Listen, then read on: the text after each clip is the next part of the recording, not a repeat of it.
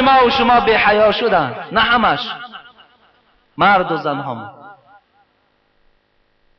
حالا که این راهی درست نیست، این راهی خوب نیست، این راهی با برکات نیست.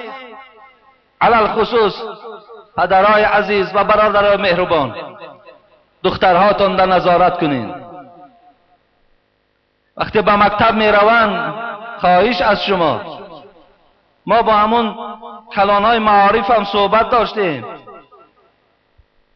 که اونا یگانه گناهگار می شمارن پدر و مادرها را، زیرا قاعده آن لباسی که الحال گویم که معین شده است، نه این لباسایی که امروز اینها پوشیده و به مکتب می روند.